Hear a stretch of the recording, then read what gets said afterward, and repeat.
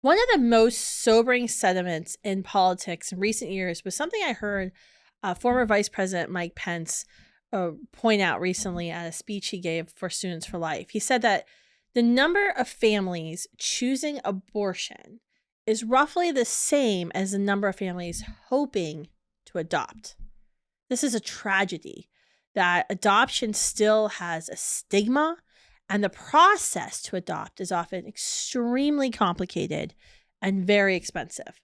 Today's guest is working to change that. Heather Mellott created Adoption Finder, a tool designed to bridge the gap between adopting families and unexpected pregnancy. Heather is the founder, the president, and the visionary behind Adoption Finder. Her journey in founding the organization started in 2019 and has been driven by an unwavering passion to make a positive impact by helping women with unexpected pregnancy, creating families, supporting foster care youth, and saving lives from abortion. Heather, thank you so much for joining me today. I really appreciate it. Yeah, thank you so much for having us. It's an honor. Well, this is something that is every pro-life advocate, especially those in the pro-life generation who are on campuses and we're talking about abortion, adoption and foster care comes up in every conversation. And it's hard because as pro-life advocates, we have a big job to stop the killing of abortion. And it's hard to be experts in everything. Because if you try to be, you're, masters of none. But I think it's important for us as pro-life advocates because we're obviously pro-adoption. We're pro-reforming the foster care system, seeing children be reunited with their families, ensuring that children get placed into families sooner when we know that parents will not be able to parent their child. But we need help, I think, as pro-lifers of all the resources that are out there. And things that we can do and we can promote. So I loved getting to know a little bit about your organization. Can you tell everybody about what Adoption Finder is? Yeah. Thank you. So we are a nonprofit organization that provides a platform for adopting families, women with unexpected pregnancy, and we do have programs for foster youth as well. And the goal in that, our mission is to reduce the cost of adoption. The average private adoption in the US is around $40,000, if not more. And that is a huge barrier for a lot of families. And so we created the idea for a platform to hopefully help families create self-matching through that. We do monitor everything to make sure that things aren't getting too crazy and that things are legitimate. And we just wanted to really provide an additional resource for families on top of what they're already doing with their adoption lawyer or agency if they choose to go that route. It's a huge for-profit industry, adoption. It is. And so, yes. And lawyers make most of the money. Yeah, exactly. And later on, I'll go into some details about how it's just insane with the agencies. Some of them will charge $15,000 upfront, non-refundable, and families will go years without matches, and then they have to pay additional money to renew with the agency, even though they've had no matches or anything like that. So it's really sad, and so many hopeful families are being taken advantage of in a sense of that. So our goal really just, we wanted to bridge that gap and on the other side of things, help women with unexpected pregnancy. Our support does not mean that they have to choose adoption. We are for family preservation as well. So we're just really want to be a tool and a resource to help in both cases. Yeah, I mean, I was just in Florida. I was meeting with a supporter of Students for Life who really, she's adopted two of her children. No, three of her children, actually. And it was interesting to learn because she was talking about one of a big adoption agency in the area had throughout the whole year, they had placed 40 adoptive children. That was it for the whole year, because there is a huge crisis, and that women aren't choosing adoption; they're choosing abortion. And you have all of these families waiting, and they're paying money, a lot of money, waiting for a child, years, like you said. Now, I have a simple question? Sure. Is it legal to just connect? Because I know you have to be very careful when we're talking about adoption and human trafficking, for Right. example. Yeah. Is it legal to just have women who are pregnant thinking about adoption talking to families? What's the legalese here? So there's laws for every state that Mm-hmm. are specific to adoption. So we always tell families as a resource to look up those laws and make sure that they familiarize themselves with it. Okay. We don't really consult on things that are legal advice or anything like that. We just give them the tools and the resources, whether it's links, information, help them search the lawyer database where that they can make sure that everything is legal, Mm-hmm. because we definitely don't want to be on the human trafficking side of anything. Yeah. Everything needs to be ethical and no coercion or anything of moms. We just have the ability through our platform and our Facebook group specifically, to just make those connections, and what they do when they chat or connect, they further that onto their lawyer or agency for further vetting and all the legality side of things. Mm-hmm. How many, do you know, how many adoptions you all have helped facilitate over the years since launching Adoption Finder? Yeah, so it's a little more tricky with the numbers because, like anything on the internet, if you can't track the actual conversion, if we're just making that point of contact for Mm-hmm. families, it can be a little more tricky. But I have spoken to some recently within the last year. We've seen three or four families through our platform, and saved them over $40,000 in their adoption. And connecting like a birth mother that was just a few miles down the street from the family that ended up, and they chose open adoption, so that was really amazing. Um, but yeah, it can be a little more tricky with that, and we do find that with support through our pregnancy care program, a lot of women do choose family preservation and they choose to raise Mm-hmm. their baby, which is amazing that they feel Mm-hmm. empowered by that. And so, either way, we feel like it's a win on the life side of things. For sure. How are you marketing Adoption Finder to, pregnant women and to families? Yeah, so we have a lot of things are through social media. We just got a Google Ads grant, so that's awesome. We're trying to get that all set up for an additional research in search, but a lot of everything comes from social media, and then we direct them to our website to fill out a submission form for support. And then one of our pregnancy care coordinators will reach out to them once we get the submission, and then we just connect with them and get going on support, whether that's they need registry support, supplies, or a variety of different things. We can look up local resources as well and connect them with things in their area too. That's awesome. That's so great. I mean, I'd love to hear about this. What what led you, or what made you feel called to start Adoption Finder?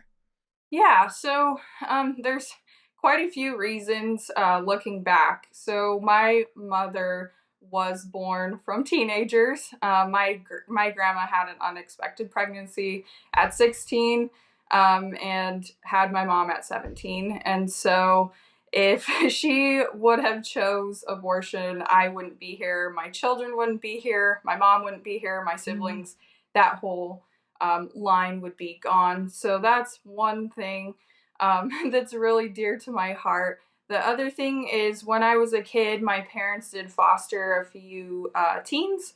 And mm, so it's just kind of been imprinted through my heart through childhood and into adulthood. And I've always felt called in the future to hopefully adopt. So that's one of the things my husband and I are looking into in the future. We'd love to do that. And it started just with a vision. I was working at my desk and I just saw a woman. She had a positive pregnancy test and she was crying. And then it clipped over to a family, like a husband and a wife, and they had a negative pregnancy test. And they were crying because they were sad. Another, failed attempt. And Mm-hmm. then I saw a baby in the womb and it was getting basically aborted. So it just really shook me. I was Mm-hmm. crying and felt in my soul like I needed to do something about it.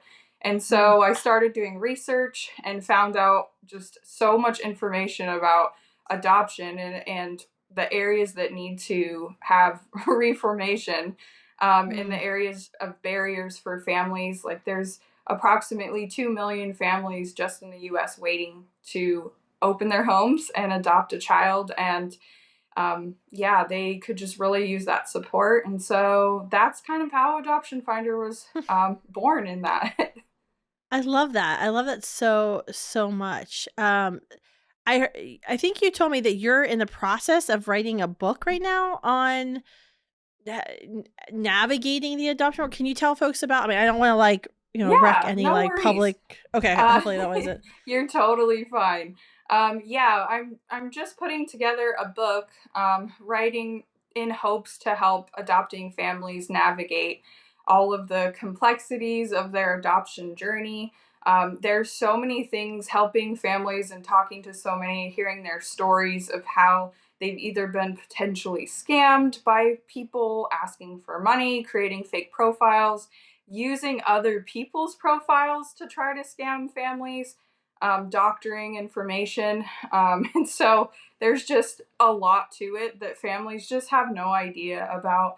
And so we'll talk about that and have some real stories from families in our platform of what they've experienced to kind of help give hope to families going through that journey, and just be able to be an educational tool for them, and yeah, just help them all together.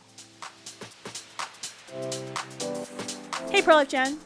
Ever wonder how the impossible happens? How pro life Americans persevered for 50 years until miraculously Roe versus Wade was overruled? How we even determined a winning play?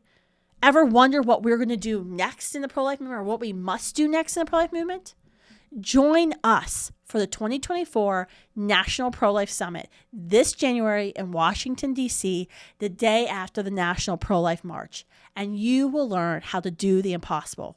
We're going to make abortion unthinkable and unavailable throughout our land and forever change our world, one life at a time. Hurry up. Seats are limited. We will sell out. So register now at prolifesummit.com. I didn't really know you had a program about with foster care. Can you explain what that is and what it's doing? I'm really interested to hear about that. Yeah. So I'm a CASA, which is a court appointed specialty advocate for foster youth in Travis County. And during COVID, we saw a significant Mm. change in foster care. Specifically, families closed their homes. There was an increased amount of children that were going into the system, especially when they opened doors to school again. And Mm-hmm. so, being a CASA from that side of things, I got to see the need for additional support. A lot of Mm-hmm. times, families are given vouchers for things, but as you know, with inflation and just how there's a lot of red tape and everything, families sometimes don't have the availability to get as many supplies as they need. And so, what we started was the foster care youth program to hopefully help these foster kids and foster families if they need additional support. We'll put together a box. It can be a custom box or just a generic box It helps with toiletries. We can put clothes in there, um, all kinds of items, shoes. If there's specifics, we can raise funds for that for them, or purchase it ourselves to have given to them based on our funds. And so we just wanted to remove that additional barrier. A lot of children leave or jump houses in trash bags. That's what they have all their clothes in I was and just gonna items and say, stuff. I've heard about the trash bags. Like, I was talking to a friend of mine who adopted her children from the foster care system, and that just broke my heart when she said they just come to you with trash bags in their home. They don't Yeah, have it's they don't have a suitcase. Like yeah, all of your I mean, I sold all of my possessions and I live in a camper with my family by choice.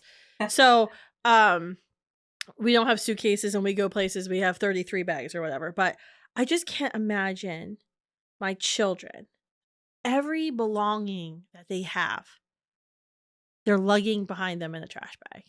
I know. And I've heard stories from foster youth that makes they've expressed how they feel like garbage, like that they were just tossed out.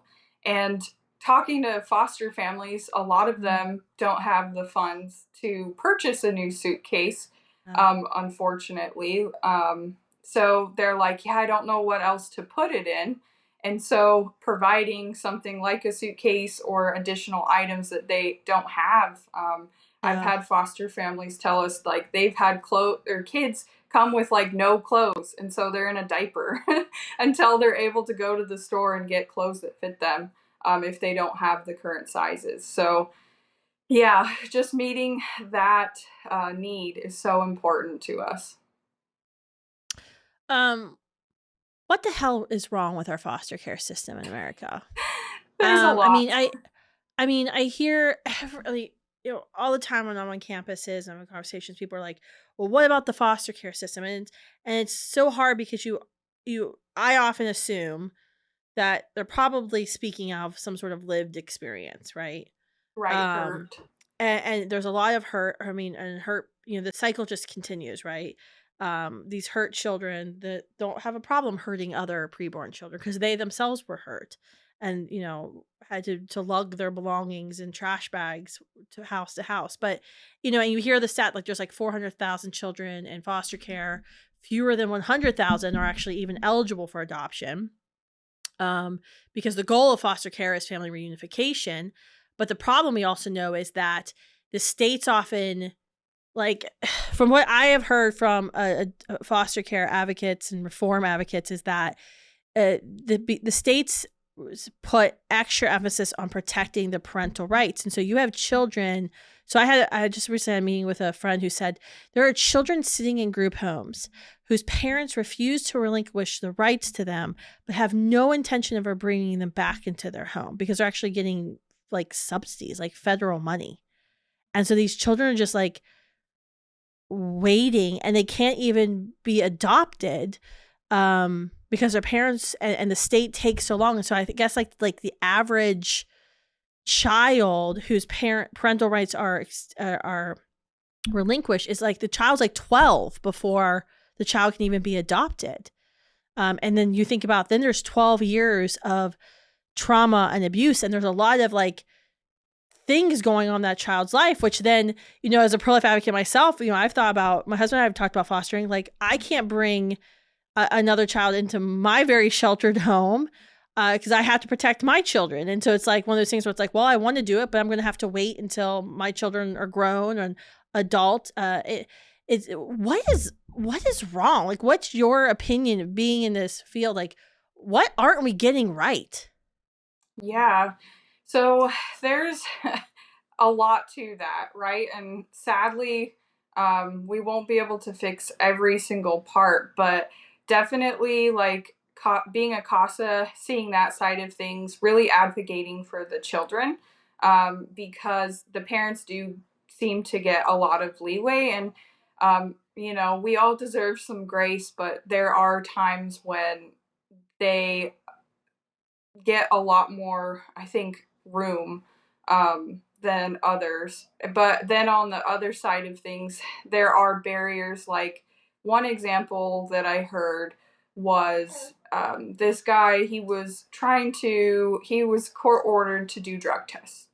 And he got an email that said, you need to appear at this time to do your random drug screening. And so he had to go get a drug test. He showed up and they were like, oh, your name's not on the roster. And so he was like, okay, well, what do I do? They're like, well, it's going to show as a missed visit. And so you can try coming back later. And so he was like, but I have to go to work. I don't even have a car. I rode the bus here. I can't just wait.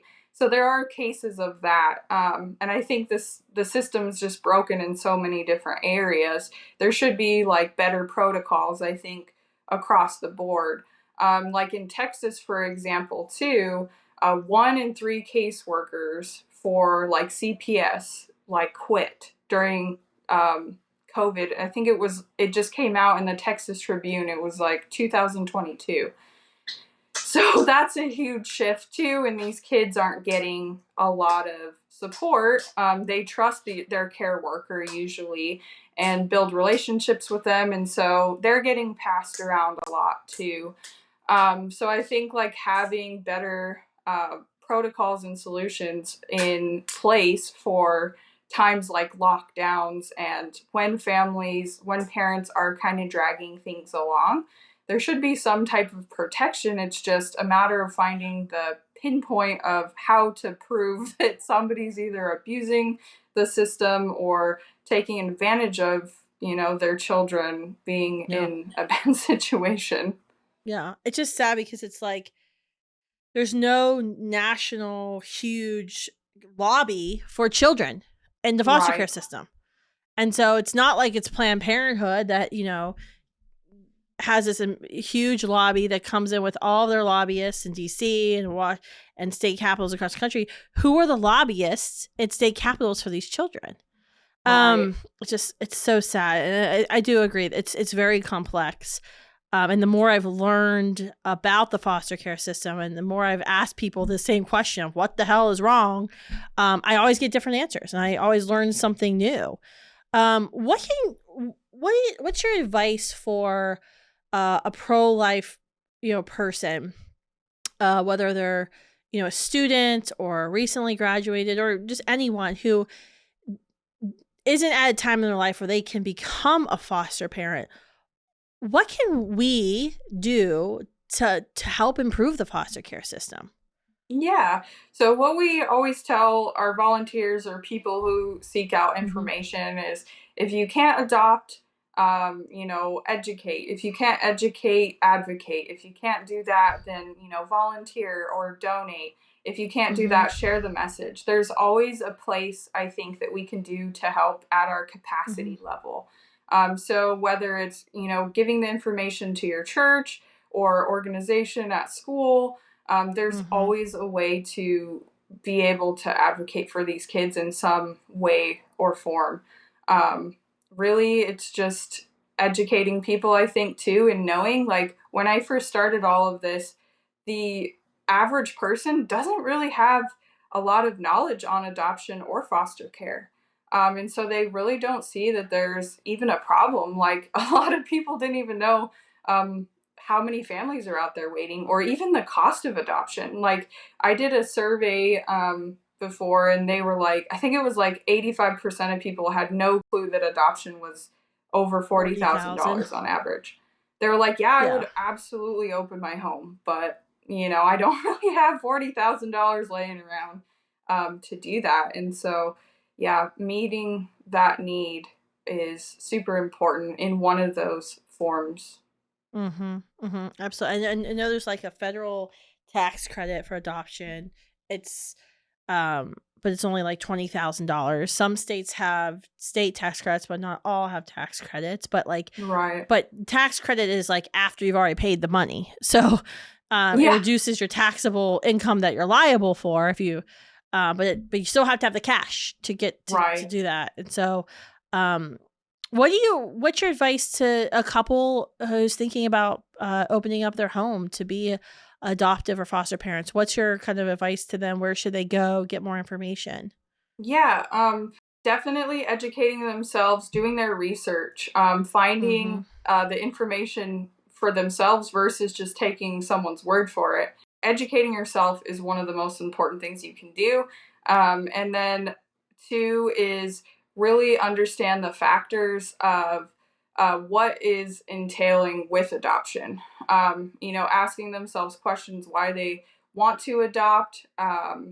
It's really a complex process, and it'll bring up a lot of emotions and feelings. And so really just kind of doing a self-check in that, and really digging into the cost, right? And planning financially, if that's the route they're going to go, really vetting the agency or lawyer that they're going to work with to make sure they're protecting themselves. There's a lot of red flags if there's lack of communication and stuff like that. Unfortunately, there isn't a lot of protection laws for adopting families. Like, some can go through the whole process, and the birth mother knows that she's not going to actually go through with it, but she gets financial support and help, and they are unfortunately not a completed adoption. So knowing the risk factors, knowing you're opening yourself up emotionally, and just doing a lot of research is really key in this beginning point of an adoption journey. And obviously go to adoptionfinder.com. Is it .com or .org? Adoptionfinder.org. .org, yeah. And then, I mean, where else can folks follow you and stay, kind of up to speed with what you're doing, your book that's coming out? Where can folks kind of stay on top of everything? Yeah, Instagram's a great place. It's just, our handle's Adoption Finder. We have a Facebook page and a Facebook group that's a support group for families. There's like 10,000 or more people in there.